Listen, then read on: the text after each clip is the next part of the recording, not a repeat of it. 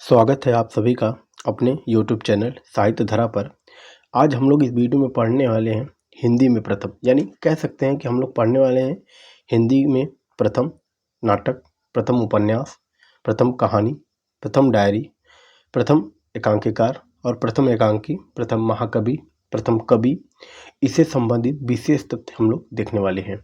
मैं आपको पहले ही बता दे रहा हूँ कि जो भी तथ्य या जानकारी हम लोग देखेंगे वो सभी जानकारी सर्वमान्य मत के अनुसार रहेंगे। यानी आप जानते हैं कि कोई भी विधा जो भी हो, चाहे वो नाटक हो, चाहे वो उपन्यास हो, चाहे वो कहानी हो, चाहे वो रिपोर्टाज हो, हर विधा में अनेक अनेक विद्वानों ने अनेक अनेक रचनाओं को प्रथम माना है। तो हम लोग जो भी रचनाएं देखने वाले हैं उनमें हम लोग जो सर्वमान्य मत है उसे ही देखेंगे, क्योंकि परीक्षाओं में वही मत मान्य होते हैं और वही मत हमें नंबर दिलाते हैं। तो आइए हम लोग एक एक करके शुरू करते हैं। मैं आपको पहले ही बता देता हूँ, जो भी चीज़ हम लोग देखेंगे वो सर्वमान्य मत के अनुसार देखेंगे। बाकी और भी जो जानकारी होंगी मैं उसके साथ आपको देता रहूँगा। तो आइए सबसे पहले हम लोग शुरू करते हैं। तो आइए इसमें देखेंगे, पहला पॉइंट है कि हिंदी का प्रथम महाकवि कौन है। देखिए ये प्रश्न कई बार पूछा गया है कि हिंदी का प्रथम महाकवि कौन है। तो देखिए जो सर्वमान्य मत है उसमें हिंदी के प्रथम महाकवि को चंद्रबरदाई को माना गया है, यानी जो चंद्रबरदाई है वो हिंदी के प्रथम महाकवि है। अब हम लोग दूसरा पॉइंट इसमें है कि हिंदी का प्रथम महाकाव्य। देखिए जिस प्रकार चंद्रबरदाई हिंदी के प्रथम महाकवि माने गए हैं, उसी प्रकार उनकी जो रचना है पृथ्वीराज रासो, जो कि चंद्रबरदाई द्वारा रचित है, इसे हिंदी का प्रथम महाकाव्य माना गया है। आप जानते हैं कि जो पृथ्वीराज रासो है इसका रचनाकाल 1193 ईस्वी माना जाता है और इसमें 69 सर्ग हैं।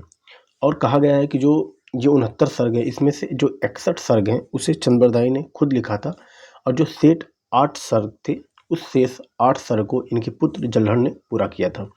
और जो ये पृथ्वीराज रासो है इसमें नायक पृथ्वीराज रहता है तथा जो नायिका है वह संयोगिता रहती है। ये रही पृथ्वीराज के रासो के बारे में कुछ विशेष जानकारी। अब इसमें तीसरा पॉइंट है कि हिंदी का प्रथम कवि। देखिए हिंदी के प्रथम कवि के बारे में भी विद्वानों में मतभेद है और विद्वानों ने अलग अलग लोगों को स्वीकार किया है। लेकिन यदि हम सर्वमान्य मत की बात करेंगे तो वो हिंदी के प्रथम कवि शरपा माने जाते हैं, जो कि राहुल संकीर्तन ने इसे माना है और ये प्रथम सिद्ध भी माने जाते हैं शरपा। अब हम लोग देखेंगे हिंदी की प्रथम कवित्री। देखिए यदि हिंदी की प्रथम कवित्री की बात करेंगे तो इसमें मीराबाई का नाम आता है, यानी मीराबाई को हिंदी का प्रथम कवित्री माना गया है। इसके बाद हम लोग देखेंगे आगे खड़ी बोली के प्रथम कवि, यानी जो खड़ी बोली है उसके प्रथम कवि कौन है। तो खड़ी बोली के प्रथम कवि अमीर खुसरो को माना गया है, यानी जो खुसरो हैं उन्होंने सबसे पहले खड़ी बोली का प्रयोग किया था। अब इसमें हम लोग देखेंगे अगला पॉइंट है कि खड़ी बोली के प्रथम महाकवि कौन है। अभी हमने देखा कि खड़ी बोली के कवि कौन है, तो अमीर खुसरो। यदि पूछेगा कि खड़ी बोली के महाकवि कौन है, तो उसमें नाम आता है महाकवि में हरिऔध जी का, यानी जो अयोध्या सिंह उपाध्याय हरिऔध हैं उनका नाम आता है कि वो खड़ी बोली के प्रथम महाकवि माने जाते हैं। अब अगला पॉइंट इसमें है कि खड़ी बोली का प्रथम महाकाव्य कौन है। देखिए जो महाकवि हैं वो है हरिऔध, और खड़ी बोली का प्रथम महाकाव्य जो है वो है प्रिय प्रवास, जो अयोध्या सिंह उपाध्याय हरिऔध द्वारा रचित है। प्रिय प्रवास ये है खड़ी बोली का प्रथम महाकाव्य। अब इसके बाद अगला इसमें पॉइंट है कि हिंदी की प्रथम रचना कौन है। देखिए इसके बारे में भी काफ़ी मतभेद है, लेकिन हिंदी की यदि प्रथम रचना की बात करेंगे तो वो है श्रावकाचार्य, जो कि आचार्य देवसेन द्वारा रचित है, और इसका रचनाकाल 993 ईस्वी 933 ईस्वी माना जाता है। तो ये रहे कुछ विशेष तथ्य। अब हम लोग आगे देखने वाले हैं। आगे इसमें है कि हिंदी का प्रथम उपन्यास। देखिए यदि बात करेंगे उपन्यास के बारे में तो इसके बारे में बहुत सारे मतभेद हैं। कुछ लोगों ने जो परीक्षा गुरु को माना है, जो कि आपको पता ही होगा जो परीक्षा गुरु है यही जो है हिंदी का प्रथम उपन्यास माना जाता है, जो कि क्या है एक सर्वमान्य मत है। परीक्षा गुरु हिंदी का जो है प्रथम उपन्यास है। और यदि बात करेंगे परीक्षा गुरु की रचनाकाल का तो ये 1882 में रचा गया था और यह सर्वमान्य मत है, लेकिन जो लाला श्रीनिवास द्वारा रचित है। यदि बात करेंगे हिंदी का प्रथम नाटक, देखिए नाटक जो है यदि प्रथम नाटक की बात करेंगे तो वो है आनंद रघुनंदन। अब देखिए जो आनंद रघुनंदन है ये महाराजा विश्वनाथ सिंह द्वारा रचित है और ये सर्वमान्य मत है। यदि इसमें पूछेगा कि हिंदी का प्रथम राजनीतिक नाटक कौन है, तो वो है भारत दुर्दशा, जो कि भारतेंदु जी का है, और जो भारत दुर्दशा है ये 1880 में रचा गया है।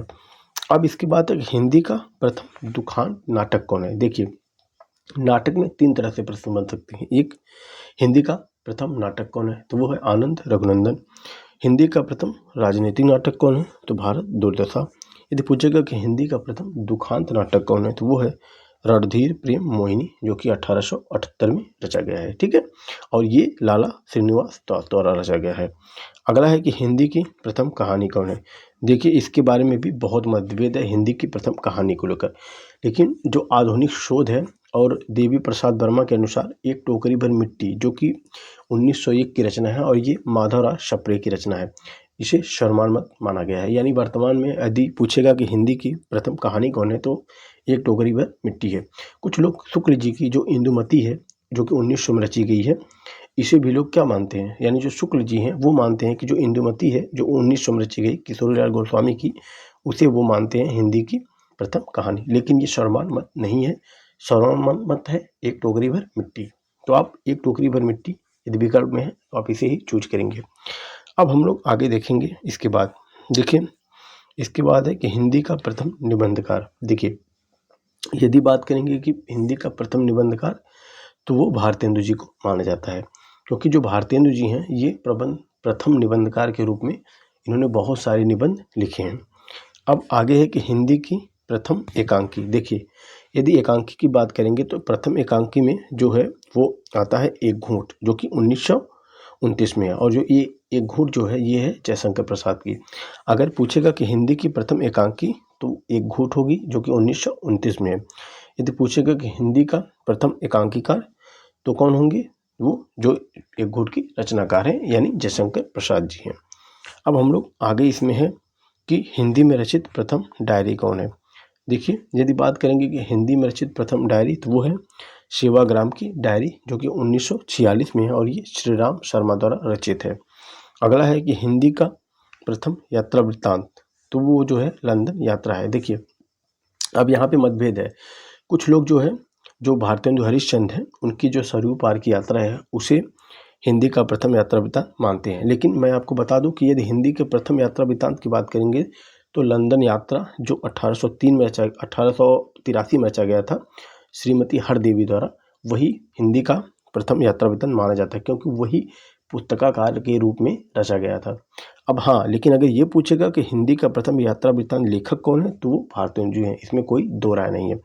और जो भारतेंदु जी द्वारा रचित जो है सरयू पार की यात्रा है, लखनऊ की यात्रा है, हरिद्वार की यात्रा है, ये जो है ये इन्होंने एक लेख के रूप में लिखा था, और जो कवि वचन सुधा है उसमें ये प्रकाशित हुआ था। तो यानी कह सकते हैं कि जो पुस्तकाकार रूप में प्रकाशन इसका नहीं हुआ था, इसीलिए इसको हिंदी का प्रथम यात्रा वृत्तांत नहीं माना जाता है। और यदि पुस्तकाकार रूप में पूछेगा, तो वो है जो है लंदन यात्रा 1883 श्रीमती हरदेवी का। ठीक है, आगे हम लोग देखेंगे इसमें हिंदी की प्रथम कहानी संग्रह। देखिए, जो हिंदी का प्रथम कहानी संग्रह वो है छाया, जो कि जयशंकर प्रसाद का है। अब हम लोग आगे देखेंगे। अगला इसमें है कि हिंदी का प्रथम रेखा चित्र। देखिए, यदि पूछेगा कि हिंदी का प्रथम रेखा चित्र कौन है, तो वो है बोलती प्रतिमा। यानी जो बोलती प्रतिमा है ये हिंदी का प्रथम रेखा चित्र माना जाता है। अब जो बोलती प्रतिमा है ये 1937 में रचा गया था और इसके रचनाकार है पंडित श्री राम शर्मा। अब हम लोग आगे देखेंगे हिंदी का प्रथम आलोचक कौन है। तो देखिए, हिंदी का प्रथम आलोचक बालकृष्ण भट्ट को माना जाता है और ये सर्वमान्य मत भी है। इसके बाद है अगला कि हिंदी का प्रथम रिपोर्टाज किसे कहा जाता है। तो देखिए, यदि हिंदी की प्रथम रिपोर्टाज की बात करेंगे, तो वो लक्ष्मीपुरा को माना जाता है, कि जो 1938 में रचा गया था। और जो ये लक्ष्मीपुरा है ये शिवदान सिंह चौहान द्वारा रचित है, और जो ये लक्ष्मीपुरा है ये रूपाभ में प्रकाशित था। और अब हम लोग आगे देखेंगे हिंदी में रचित प्रथम संस्मरण। देखिए, जो हिंदी में रचित प्रथम संस्मरण है यह है प्रताप नारायण मिश्र, जो कि 1907 में रचा गया था। अब देखिए, जो ये प्रताप नारायण मिश्र जो संस्मरण है इसके रचनाकार हैं बाल मुकुंद गुप्त, उन्होंने इसे रचा था और सरस्वती पत्रिका में इसका प्रकाशन हुआ था। अगला है कि पुस्तकाकार रूप में रचित हिंदी का प्रथम संस्मरण। देखिए, इसके पहले जो मैंने बताया वो पुस्तकाकार रूप में नहीं था, वो एक लेख के रूप में प्रकाशित था। अगला जो है कि पुस्तकाकार रूप में हिंदी का प्रथम संस्मरण, तो वो है पद्म पराग, जो कि 1929 में है और ये पद्म शर्मा द्वारा रचित है। अगला है हिंदी की प्रथम आत्मकथा। देखिए, यदि बात करेगा कि हिंदी की प्रथम आत्मकथा तो वो है अर्धकथा। आप जानते हैं कि जो अर्धकथा है यह बनारसी दास जैन द्वारा रचित है और यह 1641 में रचा गया है। अब इसके बाद हम लोग देखेंगे हिंदी का प्रथम समाचार पत्र। देखिए जो हिंदी का प्रथम समाचार पत्र है वह है उदंत मार्तंड। देखिए जो उदंत मार्तंड है इसका प्रकाशन 30 मई 1826 को हुआ था और ये एक साप्ताहिक पत्र था और इसकी भाषा की बात करेंगे तो यह खड़ी बोली का था और इसके संपादक थे पंडित जुगल किशोर। इसका प्रकाशन कलकत्ता से होता था और इसकी प्रकाशन तिथि के उपलक्ष्य में 30 मई को राष्ट्रीय पत्रकारिता दिवस के रूप में भी मनाया जाता है।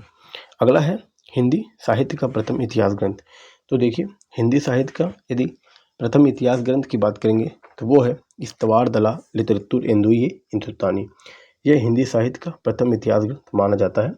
इसके रचनाकार हैं गारसदा तासी और ये फ्रेंच भाषा में रचित है। ये सब आपको पता है। ये सारी जानकारी मेरे चैनल पर जब हम आदिकाल पूरी कंप्लीट है वीडियो आप देख सकते हैं, वहाँ पे सारी जानकारी आपको मिल जाएंगी। तो आप चैनल पे आदिकाल भक्तिकाल देख सकते हैं, पूरा रीतिकाल के बारे में क्लासेस चल रही हैं। अब इसके बाद है अगला पॉइंट कि हिंदी में रचित हिंदी का प्रथम इतिहास ग्रंथ कौन है, यानी हिंदी में रचित हिंदी का प्रथम इतिहास ग्रंथ कौन है, तो वो है शिव सिंह सरोज, जो कि शिव सिंह सेगर द्वारा रचित है। इसके बाद अगला है कि हिंदी में दोहा चौपाई व कड़वक पद्धति का प्रयोग करने वाले प्रथम कवि कौन है। तो देखिए यानी कहेंगे कि दोहा चौपाई या कड़वक पद्धति। कड़वक पद्धति किसे कहते हैं, जिसमें दोहा और चौपाई शैली का प्रयोग होता है, वो कड़वक होता है। तो इसका प्रयोग करने वाले प्रथम कवि की बात करेंगे तो वो शरपा का नाम इसमें आता है। ठीक है, अब हम लोग आगे देखेंगे। अगला है कि हिंदी में चंपू परंपरा की प्रथम रचना कौन है। तो देखिए यदि पूछेगा कि हिंदी में चंपू परंपरा की प्रथम रचना, तो वो है राउरवेल, जो कि रोड़ा कवि द्वारा रचित है। अगला है कि हिंदी की प्रथम कहानी लेखिका। देखिए यदि हिंदी की प्रथम कहानी लेखिका की बात करेगा तो बंग महिला का नाम आता है, जिन्हें राजेंद्र बाला घोष के नाम से भी जाना जाता है, यानी इन्हें हिंदी की प्रथम कहानी लेखिका के रूप में माना जाता है। अगला है कि ज्ञानपीठ पुरस्कार से सम्मानित हिंदी की प्रथम महिला साहित्यकार कौन है।